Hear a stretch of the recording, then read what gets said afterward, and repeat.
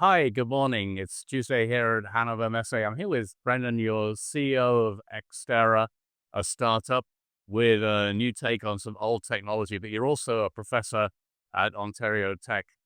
Tell us how you got started with this innovation, Brendan. Yeah, absolutely. So I'd be teaching students in the thermodynamics class that, for starters, when you look at the energy produced around the world, 70% of the energy is lost as waste heat.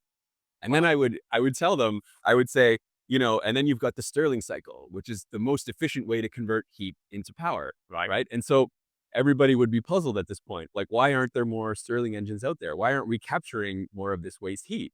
And so this actually started as a research project initially to dig into why past Stirling engines weren't living up to their potential.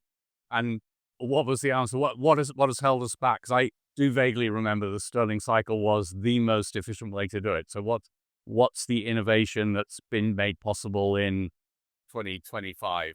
Yeah, and so what we found was past engines weren't really capable of following the actual Stirling cycle very closely. Okay. And so we applied modern engineering tools. Like, for example, we use high precision manufacturing now to make it so that we can control the motion of the displacer.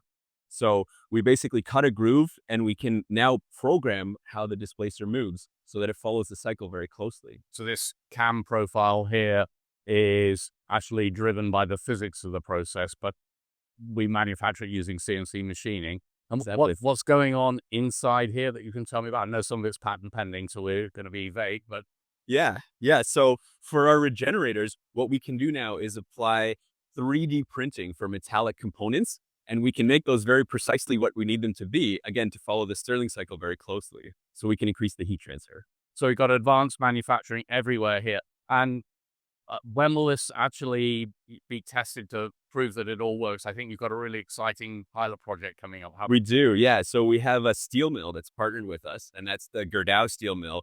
And this coming fall, we're looking to install a pilot scale version right on the side of their exhaust line. So right now, all of that energy, just like you said, 70% of the world's energy it's been regarded as it has to be waste. That I've done everything I can, but now with this, we can get it's energy for free, and presumably this mill will be running 24/7. Um, Fantastic. So this fall is when it all comes to Yeah, that's our first pilot project. We're very excited about that. Yeah. well.